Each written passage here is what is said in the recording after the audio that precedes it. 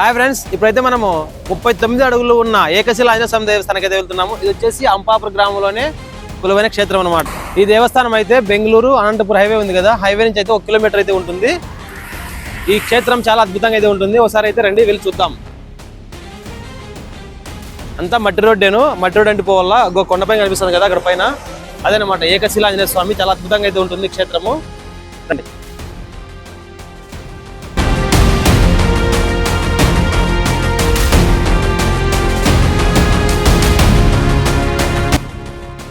ఇక్కడైతే నెమ్మెళ్ళన్నీ మేపడుతున్నాయి చూసినారా. ఈ చేనులలో దాదాపు 4-5 దాకా ఉన్నాయి నెమ్మెళ్ళు. ఇవి మనసులేని టైం చూసి వస్తాయన్నమాట బాగా కరెక్ట్గా. వర్షాకాలంలో ఇక్కడికి వచ్చారంటే చాలా అద్భుతంగా ఉంటుంది అన్నమాట ఈ ప్లేస్. ఇక్కడ తోటలు ఉన్నాయి కదా, ఈ తోటలన్నీ చెనిక్కాయ వేస్తారు. చాలా సూపర్ ఉంటుంది అన్నమాట ఈ ప్లేస్ చూడడానికి.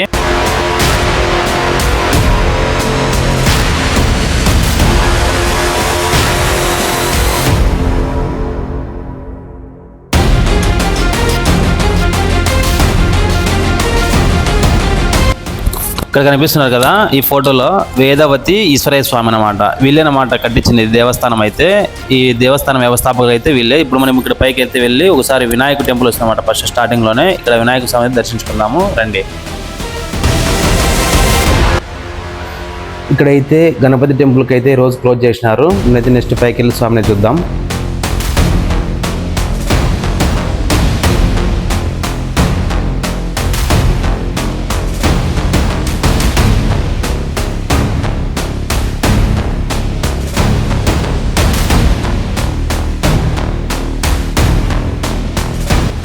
ఇక్కడైతే ఒక బ్యానర్ కట్టినారు కదా, ఈ బ్యానర్ లో వచ్చేసి ధ్వజస్తంభము తర్వాత ఆలయ గోపురం ఈ సింబల్స్ అయితే పెట్టినారు కదా.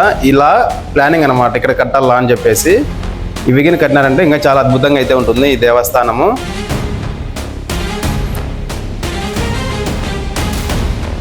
ఇప్పుడైతే కాంపౌండ్ కూడా మామూలు రాతి కూడా అయితే ఉంది కదా. మనకు ఈ మెటికన్లు ఉన్నాయి కదా, ఈ మెటికన్ల ద్వారా వెళ్ళి ఒకసారి స్వామిని చూద్దాం.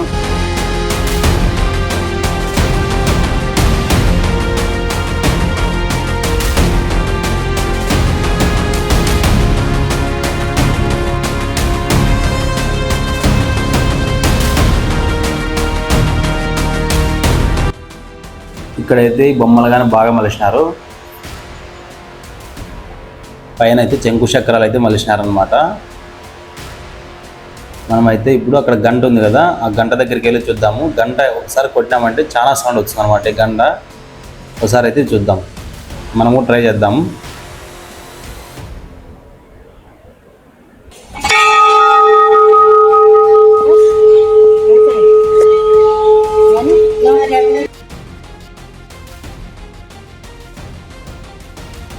ఇక్కడ వచ్చేసి ఈ దేవాలయానికి ముఖద్వారం కూడా చాలా పెద్దగా ఉంటుంది, చాలా హైట్ ఉంటుంది అనమాట. ఎందుకంటే స్వామి హైట్ ఉన్నాడు కాబట్టి ఈ ముఖద్వారం కూడా హైట్ పెట్టారు. మనం ఇక్కడ దేవాలయంలోకి రాగానే ఫస్ట్ సీతారాములు అయితే దర్శనమిస్తారు. వాళ్ళని దర్శనం చేసుకొని తర్వాత ఆంజనేయ స్వామిని అయితే దర్శనం చేసుకుందాం రండి.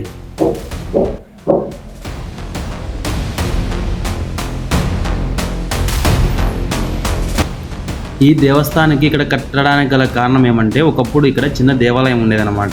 ఈ చిన్న దేవాలయానికి ఈయన ఈశ్వరయ్య స్వామి అనే ఆయన తరచూ వస్తూ ఉండేవాడు అనమాట. వస్తూ ఆయన ఇక్కడ ధ్యానం చేస్తూ ఉండేవాడంట.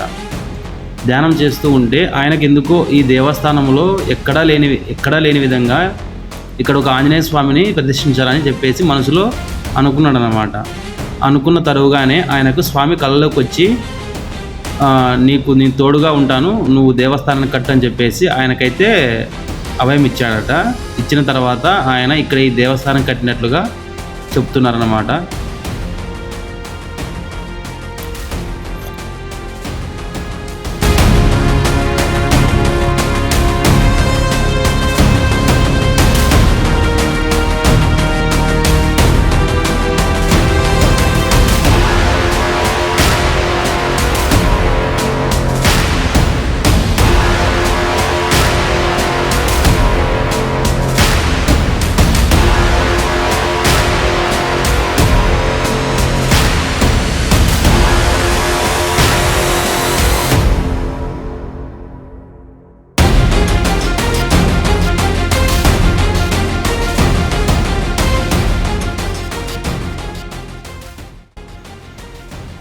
ఇక్కడ మీరు చూస్తున్నారు కదా ఈ రాయి వచ్చేసి రామేశ్వరంలోనే రామసేతు నుంచి తెప్పించింది అన్నమాట. అంటే శ్రీరాముడు వారధి కట్టినప్పుడు సముద్రం పైన వారధి కట్టడానికి రాళ్ళు అయితే వేసినారు కదా, ఆ రాయి మీద రామ అని రాసింటారు అనమాట. శ్రీరామ అని రాసి వారధి కట్టినారనమాట.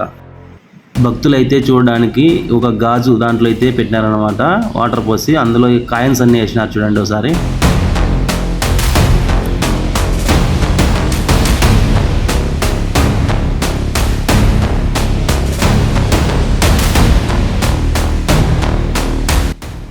నారాయణుడు దశావతారాలు కదా, ఆ అవతారాల్లో కొన్ని అవతారాలు అయితే ఇక్కడ మరిచినారనమాట. ఫస్ట్ వచ్చేసి మనకు మక్షావతారం అంటే చేపావతారము, మరో తర్వాత కూర్మావతారము, తర్వాత వచ్చి వరాహ అవతారము, నారాయణుడి వరాహ అవతారం అన్నమాట.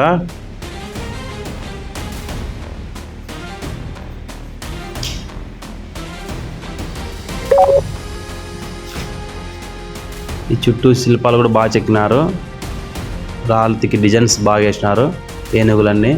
తర్వాత వచ్చేసి నరసింహ అవతారము, తర్వాత వచ్చేసి వామనావతారము, బలిచక్రవర్తిని తన పాదముతో తొక్కేసినాడు అనమాట. వామనావతారం ఎత్తి తర్వాత వచ్చేసి పరశురామ అవతారము, తర్వాత శ్రీరామ అవతారం అన్నమాట. త్రేతాయుగంలో శ్రీరామ అవతారం కదా అదనమాట.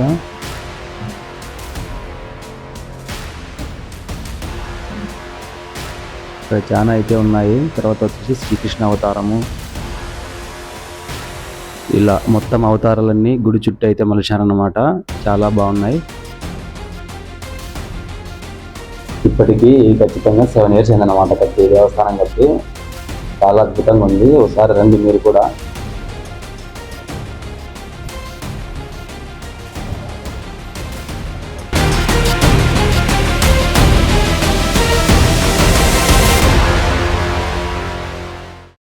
చూసారా ఫ్రెండ్స్, ఈ వీడియో మీకు నచ్చినట్లయితే లైక్ చేయండి, షేర్ చేయండి, కామెంట్ చేయండి. అలాగే మా ఛానల్ సబ్స్క్రైబ్ చేసుకోండి. మీ దగ్గరలో ఏమైనా టెంపుల్ ఉన్నా కానీ మాకు చెప్పండి, కామెంట్ రూపంలో ఖచ్చితంగా వచ్చి తీస్తాము.